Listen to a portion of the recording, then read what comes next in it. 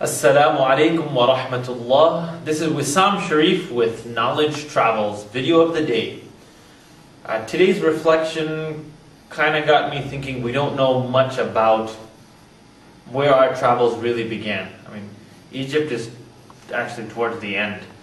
SubhanAllah, our first journey, I guess, in our knowledge travels started from New York to Chicago, where I went from my home to Darul Uloom Chicago, which is the Islamic Institute of Education in Elgin, Chicago.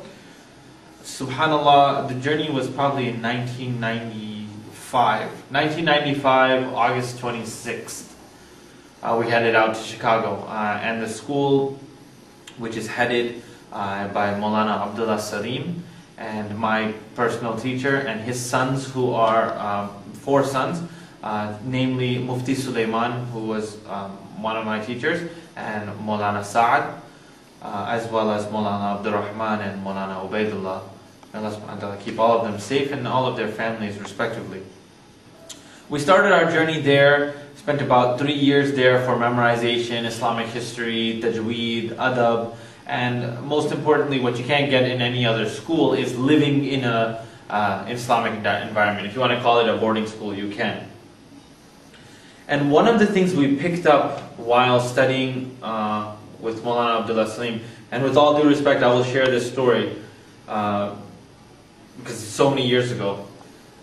A group of us used to wake up to make the night prayer so that our memorization could become easier, and one night we arose to find Mufti Maulana Abdullah Salim, who's actually the son of Shaykh al-Hadith, rahimahullah, of Deoband, who passed away 2 Aprils ago, rahimahullah.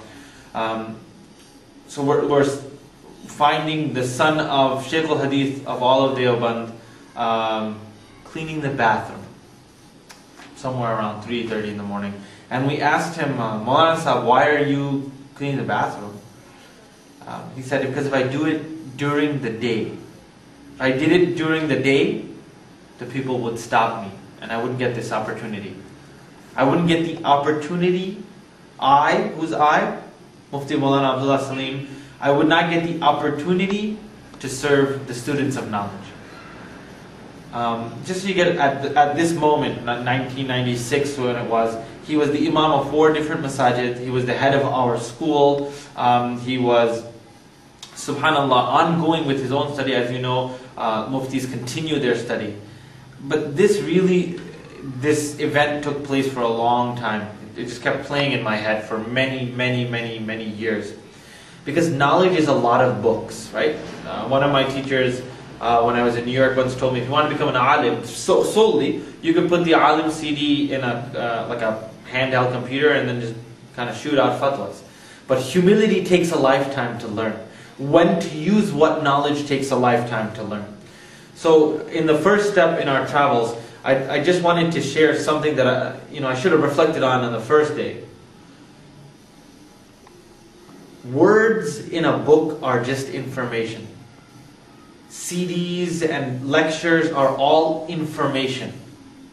Knowledge has only been acquired. Knowledge has only been pursued with humility.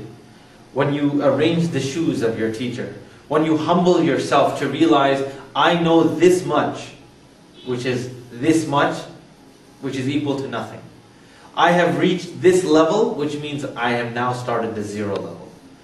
And this humility, it really comes forth when a person starts to live the knowledge that they have. If they speak the information that they know, it does nothing for them.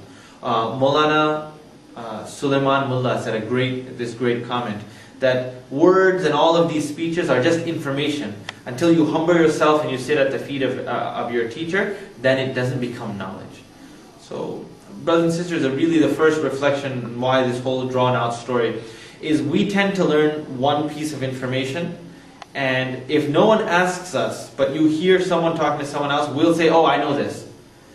And on the other hand, you'll hear someone else say something that's contrary to the one fact that you know, oh, that must be wrong because it's opposite of what I know. I really call on myself if I gain anything from here thus far, it's humility is going to lead us towards a path of understanding each other. Life is not cut and dry. Life is not black and white. Allah subhanahu wa ta'ala has given us various ways to reach a very specific goal. So I implore all of us, before you read too much into what I'm saying, for example in a fiqh issue, if someone says that this is one opinion, na'uzubillah, if we talk about wiping on the socks, but someone says that you're allowed to wipe on these type of socks, and someone shares another opinion, and they are valid opinions. I mean, really, I'm not knowledgeable enough to tell you, no, that it's completely wrong, you can't have two opinions. Really, if there are topics that should be left up to the scholars, I really feel like we have to be humble enough to accept that it's okay to disagree.